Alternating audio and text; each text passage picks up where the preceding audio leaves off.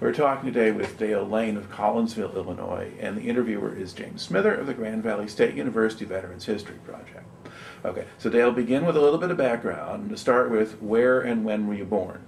Well, I was born in 1949 in East St. Louis, Okay, Illinois. Illinois, and grew up in Collinsville, Illinois.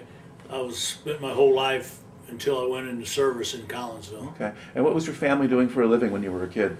My father worked for Union Electric, which was the local electric company. He worked at a powerhouse on the Mississippi River in Venice, Illinois. Mm-hmm. Now, had he served in World War II, or? He made the very end of World War II. He was in the Navy. He spent his time in China on a LST. Okay, all right. And now, let's see, did you finish high school? Yes, I graduated in 1967. Okay, and what did you do after you got out of high school? Well, everybody was going to college to stay out of the draft, so that's what I did. So I went to SIU Edwardsville and lasted about 4 months, but I was majoring in drinking beer and chasing girls, so they quickly got rid of me and Uncle Sam came calling. Okay, so when did you actually get drafted? June 13th, which happened to be a Friday, 1969. Okay, so is that when you had to report, or was that when the draft notice showed up? Oh no, the draft notice showed up about 2 weeks before. Okay, so you're reporting on June 13th, 69. Okay, now at this point in time, what did you know about Vietnam? Well, I knew it wasn't a good place to be. Everybody was trying to stay out of the Army or the service, and I figured it was what it was. All right, and now where do you report to first? Well, my father dropped me off at Edwardsville, Illinois post office at 6:30 in the morning. I went inside and they gave me a blue ticket, which meant that I wasn't coming back. And so where did you go for training? Well, from there I went to the Mart building in St. Louis, and there was, quite a few draftees there. And then we took a bus ride to Fort Leonard Wood, Missouri. Okay. Now, did you have a physical along the way? Oh yes, we had a physical. Was that in St. Louis? Or? That was in St. Louis at the Mart building. Okay. Now, people sometimes tell stories about the physicals, people trying to beat the system in different ways and that kind of thing. Did you notice any of that? I did not notice any of that at that time. Okay. All right. And then, so now you go on to basic training from there. All right. What kind of reception do you get when you arrive? At Fort Leonard Wood? Yeah. Well, we had 2 drill sergeants screaming at us all the time. Hurry up, put this down, pick this up, go over here, hurry up, get on here, get out here. All right. Now, how many days did it take to process you, do you think? Well, being as I got drafted on a Friday, which FYI, don't ever get drafted on a Friday, they didn't have anything for us to do Saturday and Sunday, so they just messed around with us, put us on KP, made us police the area, rake yards and stuff. But then Monday morning, they took us to get, I think the first thing they did was get us a haircut, and the barbers took great delight in making fun of everybody as they cut their hair. Then we went and got uniforms. Then we went to our company area for basic training. All right. And describe essentially what you have to do during basic training. Well, you have to learn how to follow the rules. You had to learn how to get up at 4:30 in the morning. And we just did physical training, rifle training, hand-to-hand combat. What did they do to kind of teach you to follow the rules? Well, they made an example of you if you didn't. Like one time I thought I could get by without shaving, I could save a few minutes. And at the time I was only shaving about once a week. And the drill sergeant come up and berated me to no end because he noticed I hadn't shaved that day. Yeah, so the 3 hairs you had were sticking up yes. or whatever. Yeah. Okay, that sort of thing. Would they also sometimes punish a whole group for what one person did, or? Oh yeah, we would have to run. Okay. Now, how easy or hard was it for you to adjust to that? It was really fairly, surprisingly easy. The physical part I had no problem with. I didn't smoke at the time. Some of the guys that smoked had a harder time. But it was just the mental part that was hard to get used to. And did you have any understanding of why they were doing all of this? No, they kept telling us, hey, we think you're going to Vietnam. We don't know you're going there, but we think you are, so we're going to prepare you for being in Vietnam. And I will say this, just jumping ahead a little bit, everything I learned in basic training I used at least once in Vietnam. I'll say that. Okay. And some of it just learning to follow orders automatically? Yes. Okay. All right. So how long was basic training? 8 weeks. Okay. And then from there now, do you get your MOS, your specialization? Well, they had us at the end of after we graduated, they put us in formation and they started calling out names and they said, so-and-so, you're going to cook school. So-and-so, you're going to anti-missile defense. And they said, Dale Lane, you're going to Fort Lewis, Washington for advanced infantry training. Okay. And how do they get you up to Fort Lewis? Well, they bused us to St. Louis Lambert Airport and then flew us out on a commercial airliner to Seattle, Washington. Okay. Now, was it a chartered plane or were you there with regular people? No, it was all Army people on the plane. All right. Okay. You get up to Fort Lewis, and now what does the advanced training consist of? Well, just a little bit more technical stuff like map reading, ambush techniques, set up NDP type things. And that being night deployment position or night defensive position, yeah. Night defensive perimeter. Perimeter. Okay. Yeah. The Army loves acronyms, so, yes. And the rest of the world doesn't always know what they are, so yes. I'll make sure to ask that. Okay. And do you get more weapons training or more kinds of weapons? Well, in basic, we were trained with the M14.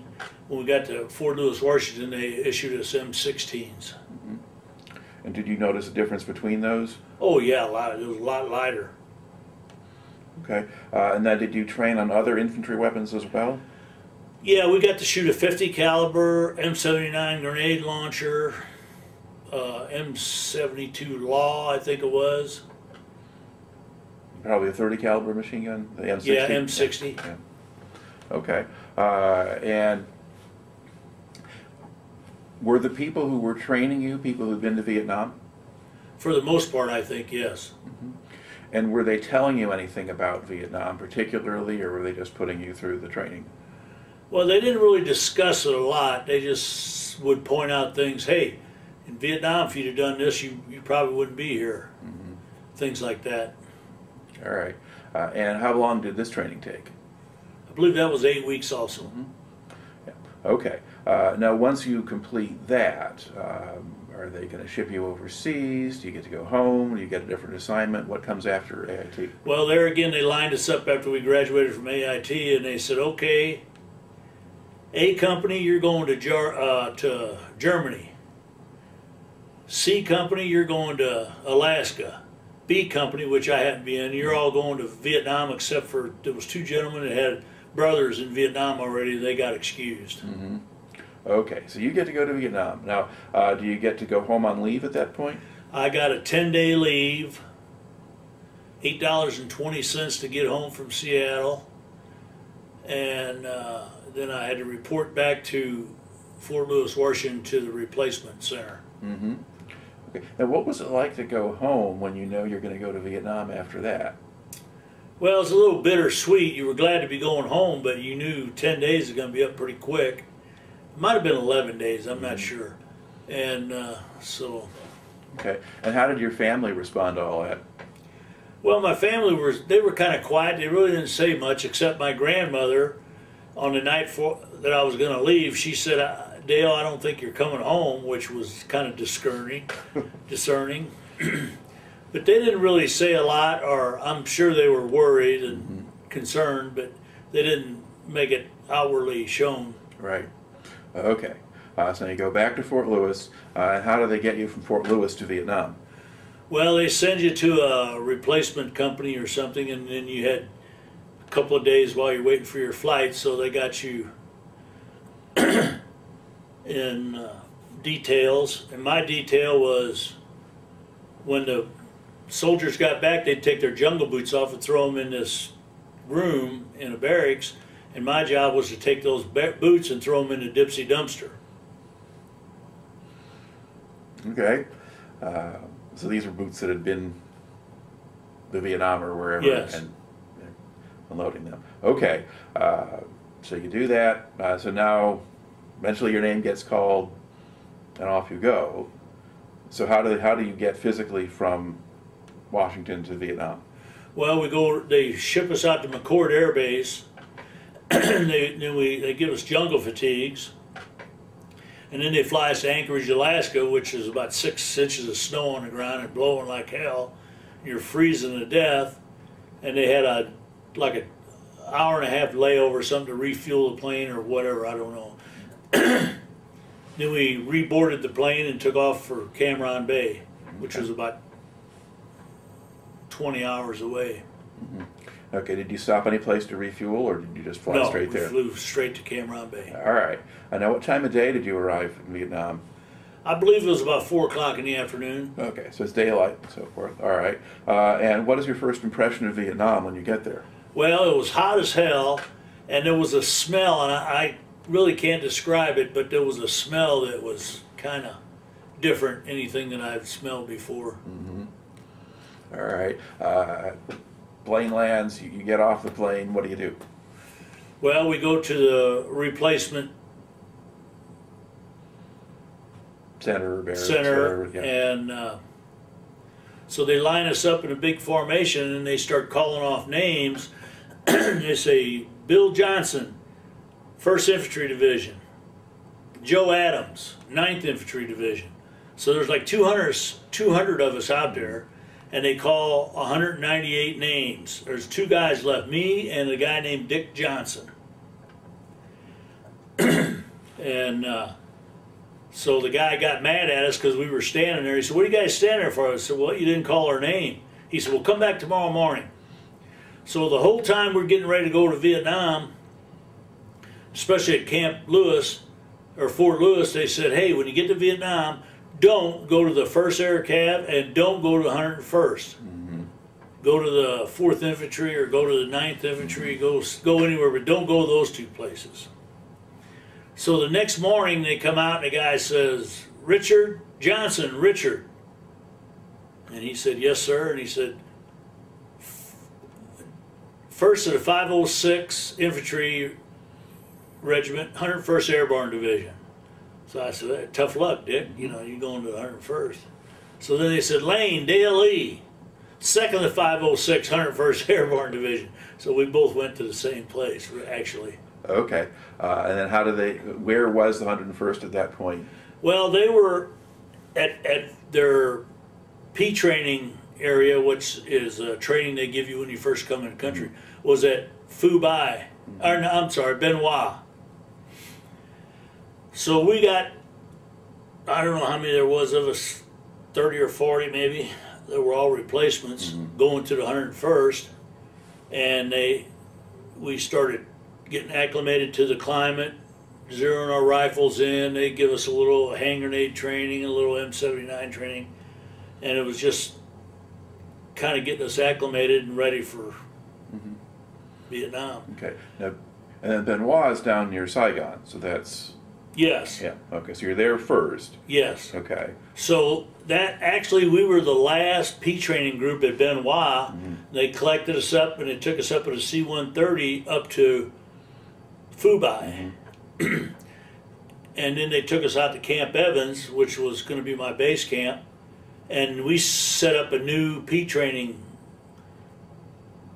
facility up there. It was an old CB camp. It was really nice till the Army took over, then they crapped it up.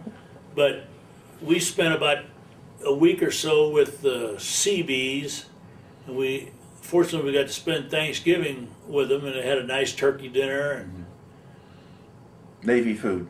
Navy food, yeah. Okay. So you kind of do that, and at this point, you're not assigned yet to a specific company or platoon. No. You're just still a replacement who's showed Yes, up. you're And, just a replacement. And then you don't know where you're going. Okay. Well, I mean, I knew I was going to second 506, but Yeah. that was it. right. Okay. So at this point, you're just helping them, and now you're helping kind of set up the P training facility. Yeah, we're setting up the rifle range and the M72 range and all that stuff. Okay. And how long did that last? Not long. I think a couple of weeks, maybe 3 weeks, Okay. if that. All right. And then what happens next? Well, we get done there, and then we march over to, well, me and several other gentlemen march over to the 2nd and 506 area, which is a battalion. And we get there, and they say, okay, you two guys going to A company, you two guys going to B company, you're going to C company, you're going to D company, and blah, blah, blah. So then we go meet the first sergeant All right. Of your company? of our Or the whole battalion? of our battalion. The whole battalion. Okay. Or no, I'm sorry, it's a company. Company. Company first sergeant. Okay. And which company are you assigned to? I'm assigned to Alpha Company. All right. Okay. And were they in the field at that time? Or? Yes. Okay. So once you get there, you meet the first sergeant. What does it tell you to do? Well, he says, okay, go next door to the supply, get your rifle, get your rucksack, get your canteens, everything you're going to need. He says, and then just go back to your hooch and relax because you're going out to the field tomorrow morning. Okay. So there is an established company area there, Yes. there that you're at, and so there's tents and stuff. And, Yes, with a mess hall and everything. okay. Now, do they have barracks or?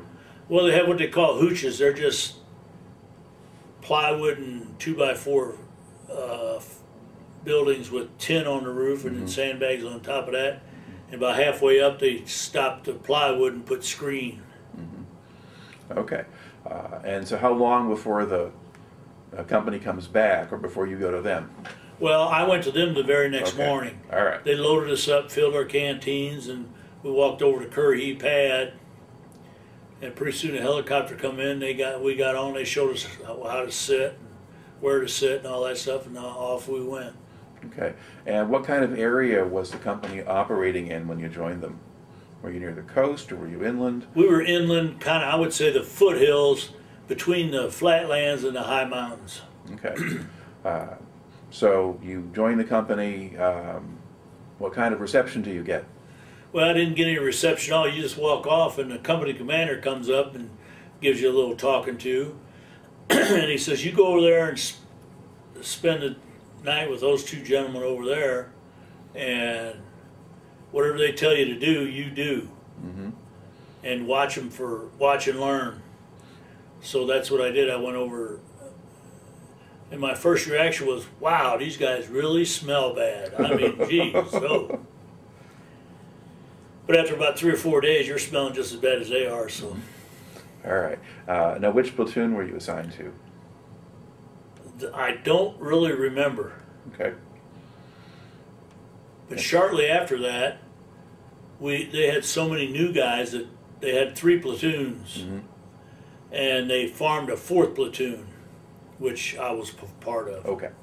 All right. And who was your company commander when you got there? Captain Felleter. Okay. And what impression did you have of him? He seemed like a squared away guy, and he was very straightforward. He kind of said, hey, we're here for a season, not for any particular reason, so keep your head down, and if you take a shit out in the field, if you don't bury it, I'll give you an Article 15. All right. And how long did you stay in the field on that when you first went out to join them? I don't know, it was probably a month or so. Okay. All right. And what were you doing out there day to day? Well, we were humping from hilltop to hilltop. We'd go from one NDP to the next, and just kind of sneaking and peeking. Okay. And was there much enemy activity at that point? No, none. Okay. So you're just going out there, and were you operating as separate platoons at that point, or was Yes. Okay. And so when you set up at night, what do you do? Well, you form a perimeter, a circle, and you usually have 2 or 3 man positions, and you get your position, you kind of figure out your fields of fire, and you dig a foxhole, then you lay down and go to sleep. Okay. And take turns on watch, or? Yes. Okay. Usually about an hour apiece. Okay. Would you set up claymore mines in front of your Yes. position, that kind of thing too? Okay. All right. And then how do you get supplied while you're out there? Well, every so often a helicopter would come in and they'd either kick out supplies, or if we had an LZ, they'd land and unload them. Okay. Now, was most of the area you were in forested, or was it they're open places? Very forested. Okay. Now, are you in triple canopy, or is it less than that where you are? It's a little less than triple canopy. Okay. Just kind of a heavy forest. Mm-hmm. All right. So, once you've been out there, now, do the guys in the squad or the platoon that you joined, do they make any effort to teach you the ropes, or they just say, do what we do, or? Well, you just kind of watched and learned. You didn't ask a lot of questions, and they didn't ask a lot of questions of you. Okay. But they weren't putting you out on point right away or anything Oh, no. like that? Okay. Because there's different patterns with different units, and sometimes the new guys get bad stuff, and sometimes they don't. Yeah, no, I didn't walk point probably for a month or so. Okay. All right. But here it was relatively quiet, so that you Yes. weren't getting shot at, and were there civilians in the area that you No were patrolling? civilians. That was one of the fortunate things in my tour of duty. I had to deal with no civilians. Mm-hmm. Okay. So you're out there. So by the end of that month or whatever that was, did you begin to feel like, okay, you know how the system works? Yeah, I kind of got a feel for it. Okay. Now you go back to a base camp then at that point? Do you go to Camp Evans, or? I think we went to Camp Evans for an overnight Mm-hmm. stay and then back out. Okay. And now what time of year is it by this time? This is in February, Okay. so it's raining like cats and dogs. All right. And in that period, you can't really go up into the mountains or whatever because of the No, weather. because they can't resupply you. Mm-hmm. Now, how long, and then do you go into the lowlands, or you just go back into the foothills again? We went back in the foothills, and we went a little bit farther. We actually got socked in for about 8 days. We didn't get any food or water or anything for 8 days because Okay. we were socked in. All right. So, could you find fresh water? Well, there was plenty coming out of the sky. Oh, yeah. Okay. And did you just decide at some point to ration the food, or how did you handle that? Well, we didn't. I wouldn't say we really rationed it. We got down to eating the cocoa and the instant coffee and the instant creamer. All right, so you kind of went through all the canned stuff. I don't know, did you give up and eat the canned food that you liked the least, or did? Oh, if it was food, we ate it. Okay. Now, normally, did you have preferences for the stuff that was in the rations? Oh yeah. My personal favorites was turkey loaf and ham slices. Okay. And what was the worst? Ham and eggs was pretty bad, and beef and potatoes was terrible. All right. Okay. Now, when you're out there, did you have a Vietnamese scout attached to you, or were you? Yes, we had a Vietnamese scout, and we had an interpreter Mm-hmm. who was with the CP, Sergeant Long. He was a South Vietnamese regular. Mm-hmm. Okay. And what impression did you have of them? Well, he was great because he would get these bags of rice, which were delicious. And he'd give us a couple bags of that rice, and it was good. Okay. Now, did the scout seem to know anything about scouting, or?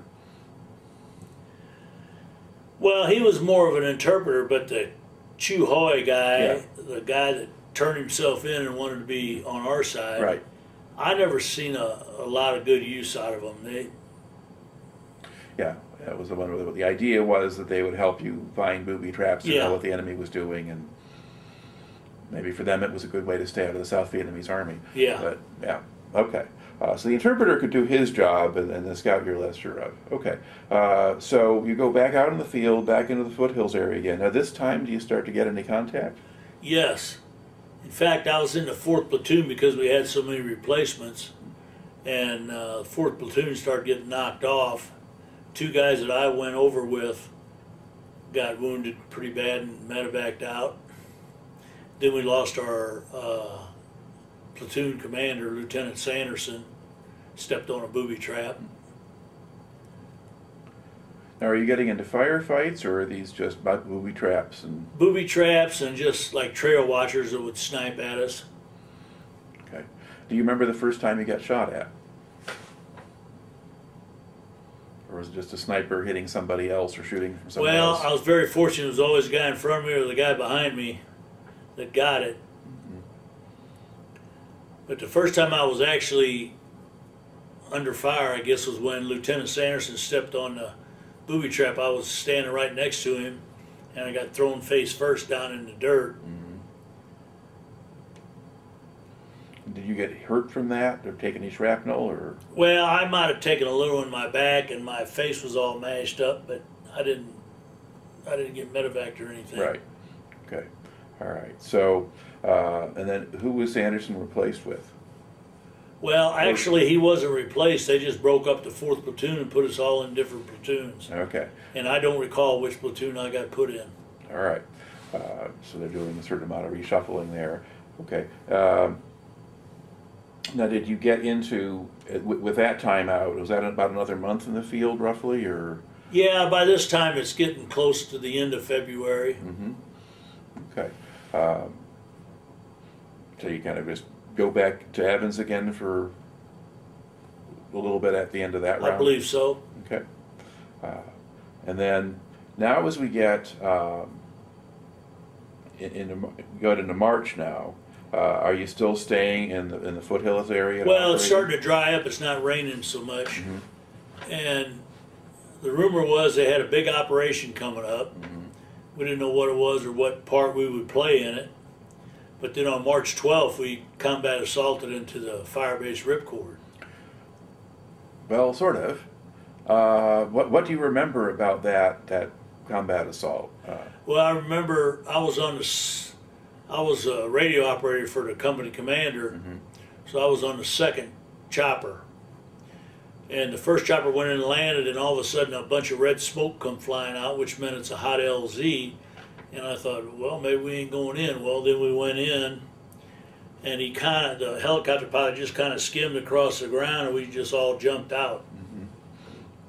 All right. Now, I guess in the larger history of this, of what becomes the Ripcord campaign, I guess it was something about how initially they were going to land on a different hilltop. Yes. What came to be known as 902, I think, was where they were going. I think so. And then they turned and went someplace else. Now, do you remember any of that, or you just remember going into Ripcord itself? I just remember going. I didn't know any of that till after the fact, but we went into Ripcord, which was an abandoned, I believe, Marine fire base. Yeah, and can you describe sort of what that place looked like when you got there? Just a big dirt mound, and there was a couple of big rocks at one end. But it really wasn't very distinguishable, except that there was no vegetation at all whatsoever on there. Okay. Now, what kind of fire were you taking? Well, I assume we were taking small arms fire because I could see some of the helicopters getting shot up. But we also took mortar fire. All right. So did the whole company land on that hilltop, or just part of it? Yes, the whole company made it in. Okay. About how many men do you think you had at that point? I'm going to guess about 70, maybe 75. Okay. And then once you got off, what did you do? Well, everybody spread out to the edges, and if we could return fire, we would return fire. I wound up with the company CP, and we had an M60 machine gun in our position. And I know I couldn't hear anything for about a week after that because that M60 deafened me. All right. Now, had you changed company commanders by this time? No. Okay. So Oh, yes, we had. Captain Burkhart came aboard. All right. A couple of weeks before Ripcord. Okay. And now, how long did you stay up there? Just for that day. And we had 2 casualties, 2 KIAs. And we walked off, I think, to the east, down to a draw, and then up to the next hillside off to the east. And did you know why you were leaving? I had no idea. Okay, all right. Because in principle, they were going to come and establish a fire base there, Yes. and put artillery there, and make that a base to operate in the area. But I didn't know any of that. Yeah. So you were just there, get shot at, shoot back, and then leave. Yes. Okay. Now, having walked off the hill, do you stay in the field in that area after that? Yes, we walked. We were in the next hilltop, actually. Mm-hmm. Okay. And now, when you're out there, are you encountering any North Vietnamese or? Well, not per se. I think. All right. Let's pause this.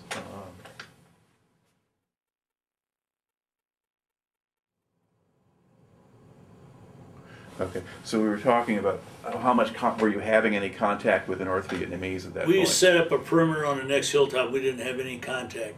And I might be confused on the sequence of events. If anybody wants to take exception with it, that's fine with me. This is what I remember. Right. There was a recon element, Delta Company, that came onto the fire base, and they had 2 casualties that they left in shallow graves up there. So they sent another group out to recover those bodies, and they were there most of the day, and at night they recovered the bodies and they were going to bring them up to us. And I remember that they were going to come down the hill, one hill, we were going to come down another hill, we were going to meet them, but it was dark. I mean, it was nighttime, you couldn't see anything. And did you meet each other? Or? Well, we did meet each other. Nobody got shot or anything, and I helped carry the bodies up the hill. And I was so exhausted by the time I got up there. We laid them bodies down. I just laid down right next to them and went to sleep. All right. Now, while you're out there, were you patrolling around now in the area? Not that I remember. You just remember mostly kind of staying on the same hill for a Yes. while? Well, we stayed on the same hill. We cut an LZ so they could come in and get the 2 KIAs out. Okay. Now, you tried going into the ripcord on March 12th, and then the next effort is not until April 1st. I think there was bad weather in between or that kind of thing. So did you have days when the helicopters couldn't get to you? Yes. Okay. All right. And then April 1st, now B Company tries going in. Now, did you watch that from where you were? We couldn't see it from where we were at. Okay. And they don't stay either. No. Okay. And they go off the hill. Now, did they come to your position at any point that you can remember? I don't remember if they did or not. I don't think so. But Well, one of them mentioned something about going there and you wouldn't give them any food. But something like that. But okay. But yeah, see, the idea here is just, so, what do you remember out of this, and we take all of the pieces and make sense of it. But okay, basically, so you're just out there, and do you start, so the April 1st sort of comes and goes, and then a little bit later, then finally C Company goes on there and C stays. Company walks up it. Yeah, they go up and they stay. Now, at some point along the line, now, do you start doing more patrolling through the jungle and moving around more? Yeah, we did for a little while, and then we got assigned to Firebase O'Reilly to give support to a Arvin 155 battery. So we were on O'Reilly. I don't know what time we got there, but we left right after 4th of July, because I remember we were there on 4th of July. And we didn't have any contact on O'Reilly. And then we left O'Reilly and we combat assaulted into Hill 805, and we relieved, I believe we relieved Charlie Company. Yeah. And I think Charlie Company went on the ripcord then to provide them security. Yeah. Well, they went different places, because Charlie Company had gotten over, part of it had gotten over on Hill 902 on like July 2nd. And then there were elements of the 2nd Battalion of the 501st who were on Hill 805 for a while. Yes. Okay. So basically, that was all after I was on there. Right. Okay. So you've got all these different, but basically, yes. So the companies are basically all moving around, and they're trading off who is going to be guarding ripcord, and the rest are kind of in the field. Okay. So you'd been. And then they wanted to try to put us on strategic hilltops, That's why the 902 was so important and Hill 1000, because if we had control of the top of the hilltop, they couldn't mortar you or shoot recoilless rifles at the fire base. Right. Now, at the point when you come back to the ripcord area, was Burkhart still your captain? Yes, he was our captain until sometime in late May or early June. I went on R&R the first week of May, and when I came back, Burkhart was still there. So I think towards the end of May, then he left, and Captain Hawkins was our right. CO. Right. Now, there had been, I guess, a firefight the unit was in where, I guess, the battalion commander didn't think that Burkhart was aggressive enough or something. And but were you not with the company when that fight took place, or? I'm sure I was there. Okay. Now, do you remember any? Now, I think, was that the one where Whelan Norris got killed? No, because I think Captain Hawkins was with us when Whelan Norris got killed. Okay. All right. Yeah, and so it's sort of there's all of these different things going on. There's certain pieces that you know about and other pieces that you don't. Yeah. So some of the things that are happening, you don't know why they happen. That's why I say you could talk to somebody from Vietnam if they were 5 miles from your. That's a total different situation. Yeah. All you notice is that the company commander changes. Yes. All right. Now, what impression did you have of Hawkins? Well, when I first met him, I thought he was a gung-ho West Pointer, and I thought, man, we might be in for some trouble here. But, and I'll say this right now, I never, ever felt any officer put me in unduly harm's way for their advancement or anything like that. I think we had wonderful officers. Mm-hmm. All right. So he was somebody. I mean, was Hawkins a hard driving officer in terms of making you work and move and? Not really, not much more than Burkhart. I mean, we still did the same things. We set up at night and then get up in the morning and move and set up and move. Okay.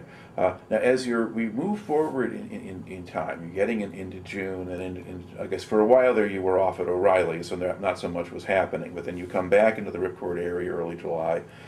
Were you still not running into many North Vietnamese? Or were you seeing more of them now? When you're over there for a little while, you have a sixth sense about you. And you're walking down a trail, you can just feel the enemy is near, or there's no problem, and you kind of don't really drop your guard, but you're not as heightened as sometimes. And I always felt like there was danger lurking, but we never ran into anything terrible. Mm-hmm. And so in the meantime, some of the other companies are having problems. I mean, Charlie Company's hit a 902, and then they try to go uphill 1000, and that doesn't go well. So things like that are happening. Yes. Well, there's stuff happening around us, all going all around. Okay. Now, how much were you aware of yourself? Do you know? Well, being I was the radio operator for the company commander, I was the company RTO. Mm-hmm. The CP has a secure set guy, carries a big heavy secure set. Then you have a battalion radio operator who just all he does is communicate with the battalion, kind of updating locations, that sort of thing. And then the company battalion is on the station with all the platoons and all the other company people. Okay. So which radio did you have? Well, I came in and had the company radio. Okay. All right. So, because I remember Captain Hawkins talking about how he was hearing what was happening on Hill 902, but that would have been over the battalion net. More so, yeah. Yeah, not so much yours. You would get bits and pieces over the company radio, but not as much. Yeah. Now, would the radio operators kind of all be together at the CP? Yes. Okay. All right. So you've got at least a little bit of an idea now, just because you're with the captain. Yes. You kind of, and it's funny. The radio operators were kind of like they were neither fish nor fowl. I mean, you weren't like part of the EM group because you were hanging around with the officers all the time, and the officers still treated you like you were enlisted men. Enlisted men. Yeah. So it was kind of a strange deal. All right. Now, get farther into July. There's a point when, before the really big firefight that you get into at the very end of the Ripcord campaign, Were there any substantial firefights that you were part of, or was the contact still just the occasional trail watcher? It was just sporadic. And then on or about July 12th, I got promoted to the top radio operator, so I was going up on ripcord. Mm-hmm. So I wrote a letter home to my mom. I told her, I said, hey, I got it made. I'm getting out of the field. I'm going on to Firebase. Mm-hmm. And then about 2 weeks later, she sent me a clipping from the St. Louis Post-Dispatch. They showed Firebase ripcord with the guns sticking up in the air and all. Said Firebase abandoned, 277 killed, and this and that. She says, is this the Firebase you were on? But now, was that after it was abandoned that she sent that to you? Yes. Yeah, okay. All right, so it wasn't like the St. Louis Post-Dispatch on July 12th was saying they were... No, it was several days or a week after. Yeah, yeah. Okay, so you go there. Now, what was the situation on ripcord when you got there? Well, there was occasional mortar rounds and occasional CS gas, but it wasn't like, I mean, you didn't think you were going to get killed when you went out there, but... Mm-hmm. Okay, and now you're up there, and things. And now, does the mortaring, does that get more intense from day to day? Every day it got a little more intense, and machine gun fire, all kinds of stuff. All right, and do you have a sense of kind of what morale was like at that point among the people on the Hill or in your company? I didn't think it was bad. I mean, we were in a shitty position, and nobody wanted to be there, but it was what it was. Now, at that point, were you taking any small arms fire, or was it just mortars that were and rockets that would come in? Well, I assume we were taking like 51 caliber because that's what shot the helicopter down. Mm-hmm. But no, our biggest danger was mortars. Okay.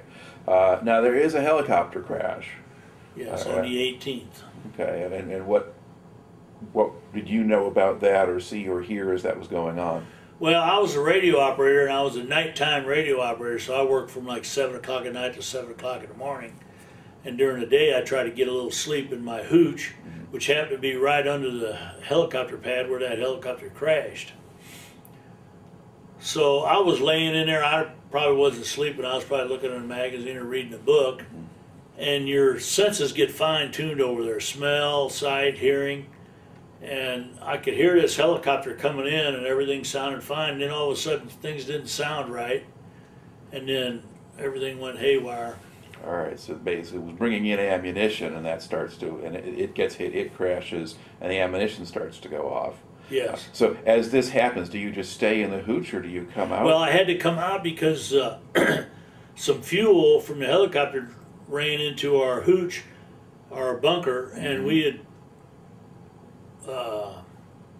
made the walls out of ammo crates, so it was like tinder. And a white phosphorus round come in from the ammo dump and set it on fire, so everything I had was lost. All right. But I got out okay. You got out, yeah. And I think only one person was actually killed in that crash, and that was Just somebody who was under the helicopter. The crew chief of the helicopter, I believe. Yeah. And okay, and then at that point, then the positions for the 105 artillery battery blow up along with everything else. So that's all happened. So now that you've been blasted out of your hooch, do you find another bunker to sleep in, or what do you do? Well, I just kind of wandered around a little bit, and I just spent my time in the top Connex, slept on the floor or in the corner, wherever I could get. Okay. Now, which radios were you operating in the top? Would you use whatever they told you to use, or did you have one that you were assigned to? Well, they just had a bank of radios. There was about, I think, 4 or 5 of them. And I was talking to the companies out in the field. Okay. Now, did you have much of a chance to develop any impression of Colonel Lucas, the battalion commander, or did you not really notice him that much? I didn't notice him that much. I mean, he'd come in every once in a while. He'd say, hey, call Red Oak 5 and tell him this or tell him that, do this, do that. But I didn't like him or dislike him or didn't know much about him. Right. Okay. Now, you get, after the helicopter blows up, Now, at what point do you realize that maybe you're not going to stay there? Well, after the helicopter crash was the 18th, and then we only had 5 more days left on there. I didn't feel any urgent need to get off. I would have liked to seen the NVA attack ripcord. I think we'd have beat the shit out of them. But that being said, they said the higher authorities said, "Hey, this is untenable. We got to get out of here." So on the 22nd, the night of the 22nd, Lucas comes in to the TOC and he says, "Hey, I want you to call Hawkins and tell him to turn around and go back to the LZ. He just left." I said, "He ain't going to like that." He says, "Well, he might not like it, but that's what I want him to do." So I called Hawkins and I tried to get him on a secure set, but his secure set was down. So I had to talk to him in the open, and I said, "Hey, Spade wants you to turn around and go back to the LZ you just came from." He says, "Are you crazy? I can't do that. These people are following us, and they'll set an ambush up." I said, "Hey, I'm just a messenger. I didn't tell you to do it. I'm just relaying the message." He said, "Well, let me talk to Spade." I said, "Spade is gone for the night. He went back to Camp Evans." So on the 23rd, then, that's when the A Company turned around and they got in a big firefight. I guess they got hit on the 22nd and then had to stay out there overnight. They were evacuated on the 23rd. Yes. The same day as the base is evacuated. Yes. Yeah. Yeah. And so that string of good luck that the company had where you weren't getting into big firefights, that ended. Ran out. But you were up on ripcord at that point. Fortunately for All right. me. Now, that night when that's happening, were you communicating with the company? Was that... I'm sure I was, but I don't recall a lot of conversation.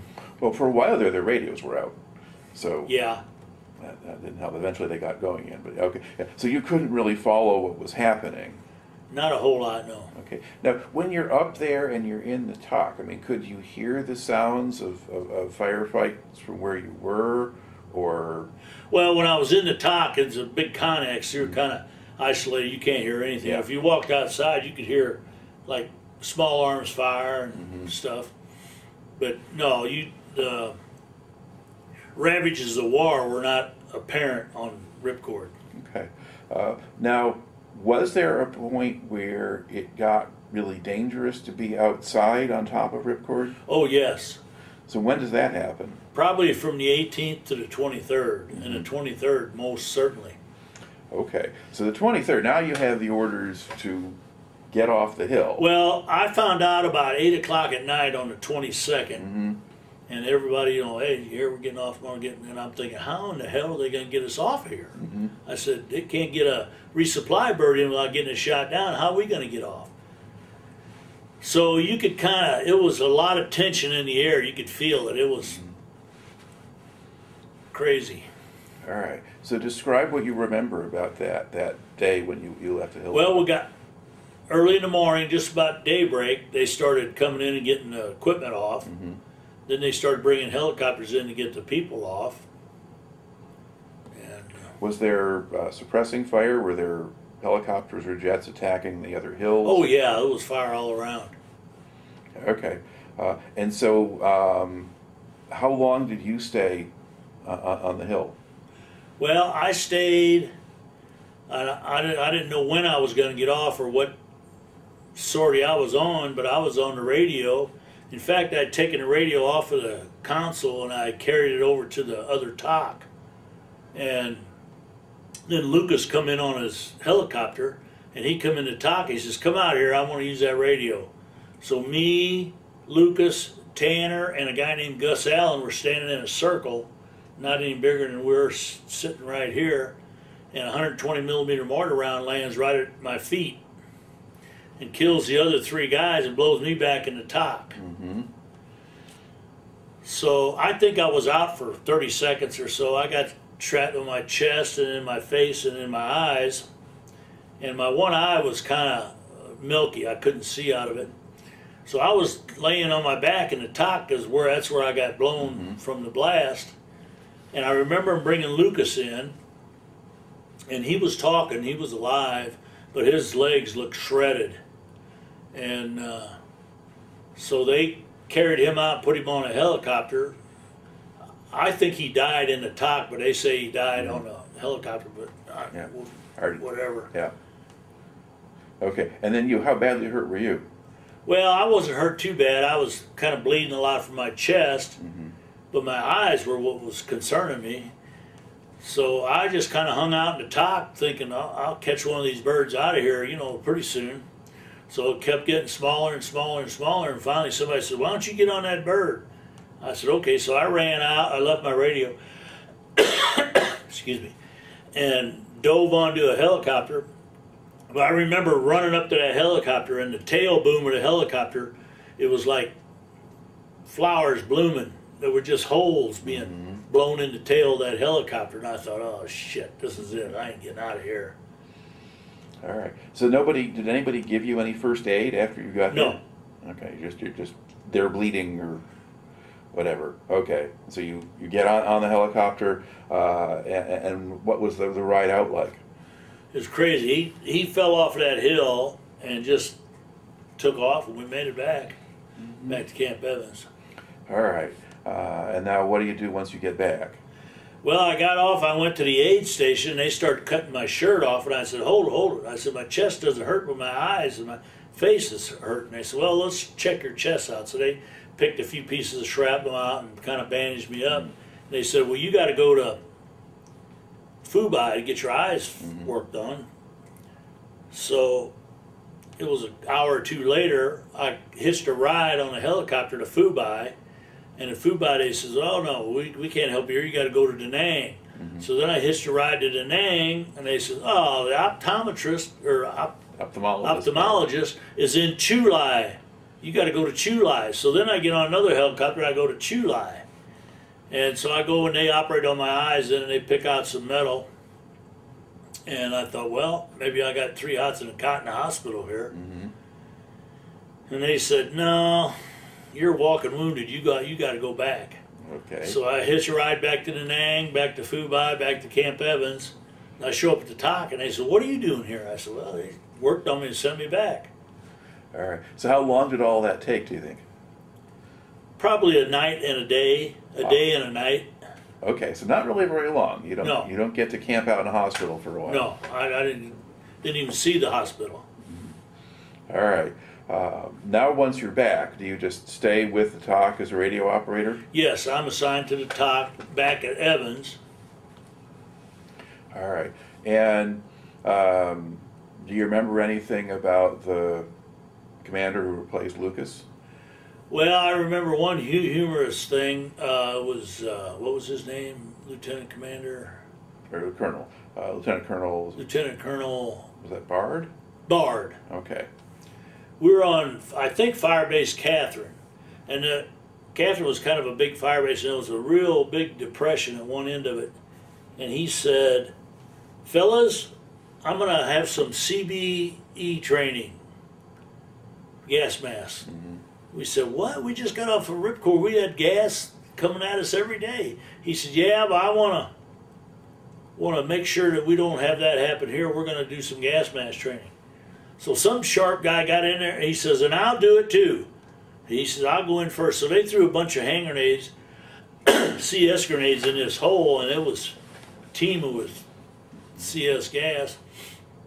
So he got his gas mask put on. Somebody had taken the filters out of it. And he walked in through there, and about halfway through, man, you seen that gas mask come flying out of there, and he ran out of there. He said, all right, forget it, we won't do any more of this. All right. So, and then you're basically there through October, was that, or into October? Well, I was on Catherine and Rakkasan, and we had a new S3, Captain Willoughby, to replace Major Tanner. And then I got shipped back to the TOC at Evans, so I was at Evans the whole time after that. Okay. All right. So how was life at Camp Evans different from life out in one of these fire bases? It was like a dream. I mean, you walk outside, go take a piss or whatever, you don't have to worry about getting killed. All right. Now, It's kind of like a 9 to 5 job. okay. And now there's a lot of kind of stereotypes about stuff that goes on in Vietnam, especially in rear area bases. One of them has to do with drug use. I mean, did you observe much of that going on there? I observed some marijuana use, but nothing. I did not observe anything heavy drugs, but there were guys smoking marijuana. Now, did they do that at all out in the field? I didn't notice it out in the field at all. And what about on the fire bases? I'm sure that it was done on the fire bases, but I didn't witness anything. Right. Okay. And the other issue that comes up a lot is that racial tensions. I mean, were aware of any of that kind of thing on a big base? Well, I was kind of aware of it. It was there, but I didn't dwell on it or think about it much. But yeah, there was some pretty hairy situations. So what did you hear about or observe? Well, I didn't hear a lot about it then, but afterwards I had heard about it. Okay. I don't know, did the black servicemen kind of stay apart from the white ones on the base? Or? Yes. Okay. But on the other hand, you didn't notice any fights or stuff like that. I didn't personally notice any. No. Yeah. That's why I ask. That things get stereotyped in a certain way, and then a lot of the times, no big deal. I'm sure there was, and I know of one instance where Lieutenant Campbell had to break up. There was whites and blacks faced off with M16s, and he diffused the situation. But he's in a different company from your. Well, actually, he was my company commander when I was at Camp Evans. Okay. He was the. Yeah, because he would have rotated out of the field. Yeah. Well, he rode his out at Camp Evans. He was the platoon leader of the headquarters company. Right. Okay. So there's a little of that kind of thing going on, but in general, but life was better there. Yes, much better. Okay. And did you? Okay. Because one other thing is usually when you're in Vietnam for a year, you get an R&R. So did you get to go someplace? Yes, I did. So where'd you go? I went to Thailand. Okay. And it was heaven on earth. And do you choose to say anything about the recreational opportunities there, or just that you had a good time? I had a great time. First time and the only time I'll ever feel like a millionaire. And did you have money you could bring with you? Was that? Well, I had my parents send me over $600. Okay. So I had about $600, and I spent 6 days there, and I came back with a quarter. All right. Yeah. So you were just in a place where there was nobody shooting at you, and. Oh, it was nice. Mm-hmm. Okay. So how hard was it to go back after? Well, it was pretty tough, and every night that I was there in a nightclub or something, you'd see the MPs come in, grab one or two guys, and drag them out. Those guys that didn't go back. Mm-hmm. All right. And then at what point in your tour did you take the R&R? I took it well, I was in Thailand when the Kent State thing happened, and when we went into Cambodia. Okay. Well, went to Cambodia, I think, in May. Well, May 4th was Kent State, Yeah. and I think Cambodia was maybe a day or two before that. All right. Okay. So you got that in there. So, and then you didn't get a chance for a second R&R when you were working on the base, or? No, I had a chance for a 7-day leave, but then they gave me a 12-day drop, and I said, "The heck with the leave, I'll take the drop." Okay. The drop, so you get to leave, get out of the Army a little bit early and leave a little Well, bit I got early. to get out of Vietnam. I was Yeah. still in the Army when I came back. All right. So when do you leave Vietnam? I think it was October 22nd, 1970. Okay. Now, let's see how am I doing on time here, a little bit left. When you think back to the time you spent in Vietnam, are there other things that kind of stand out in your memory that you haven't brought into the story yet? No, other than the fact that I was like 19, 20 years old, didn't have enough sense to pour piss out of a boot with instructions on the bottom of the heel. They hand you a rifle and say, "Go out and shoot people." Mm-hmm. And it's hard to wrap my brain around that now that I'm almost 70 years old. All right. So you come back. Now, you still had time left on your enlistment at that point? Yes. Okay. So when you get back, do you get to go home first? Yeah, I went home for, I think, 15 days. Okay. Now, was it sort of hard to adjust to being in the civilian world after being in the Army? It was a little bit hard. What kind of things? Well, I slept on the floor for about the first week that I got back. I had to watch my language a lot. Yeah, you didn't have as much of a four-letter vocabulary at that point. That kind of thing. All right. Now, what do they do with you then to finish out your enlistment? Well, they sent me to Fort Hood, Texas, to the 1st of the 41st Infantry, 2nd Armored Division. All right. And what was your job there? Well, I was a track commander, which I have no idea what that was, but fortunately I had a guy, I had a squad and a APC track, and one of the guys was a Sioux Indian from either South or North Dakota, I don't remember which, but he was in, I think, the 25th Infantry Division, and he drove a track in Vietnam. So I told him, I said, why don't you sit up in the commander's seat, and I'll drive, because it was kind of fun to drive. All right, this tape is about up, so we're going to pause right here. Okay, now we've gotten in your story to the point where now you're with the 2nd Armored Division, Fort Hood, Texas. You're assigned to an armored personnel carrier, or a track, and you had figured out that you had an experienced guy there who could basically do the commander's work while you were driving. Okay, and is that what you stuck with then? Yes. Okay, so how long? If it ain't broke, don't fix it. Yeah. Okay, so how long were you at Fort Hood? I got there right after Thanksgiving, and I was there till the end of April. Okay. And what was daily life like at Fort Hood while you were there? Wasn't too bad. We got up for morning formation, and then whatever duties you had that day, you did. And we went out in the field a couple of times, but it was pretty easy duty. Okay.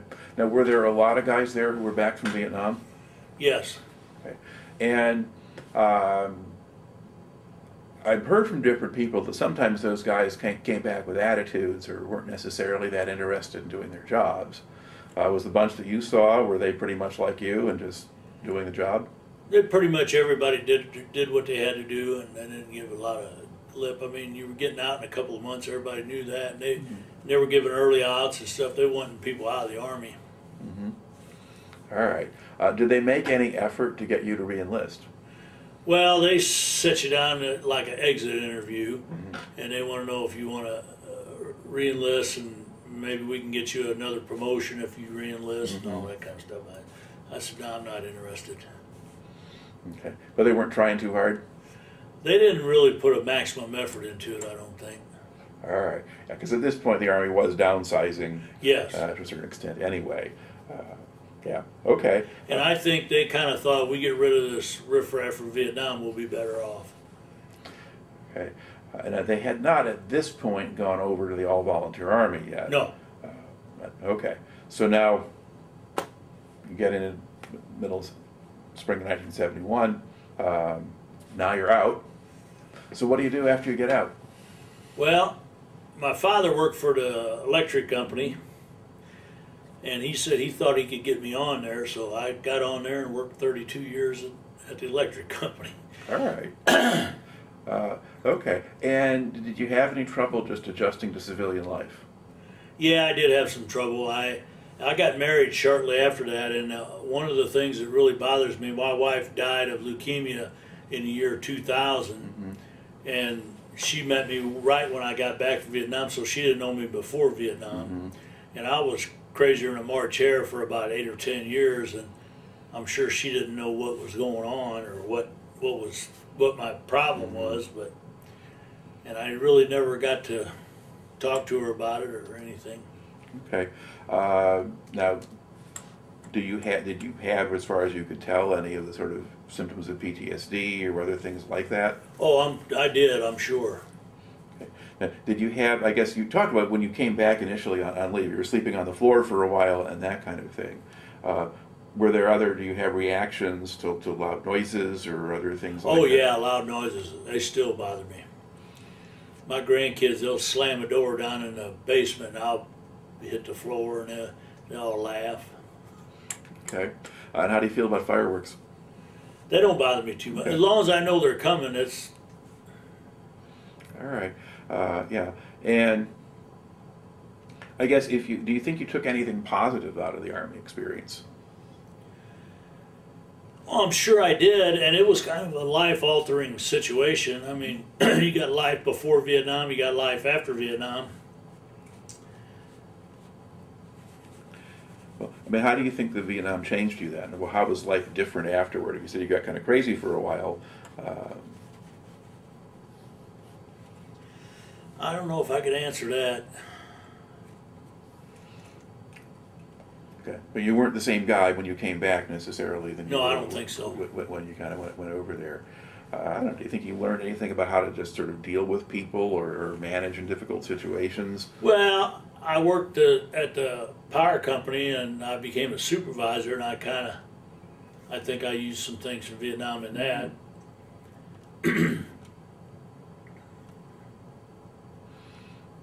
All right. I think that pretty much takes care of things. Okay. So I'd like to thank you very much for sharing the story Thank today. you.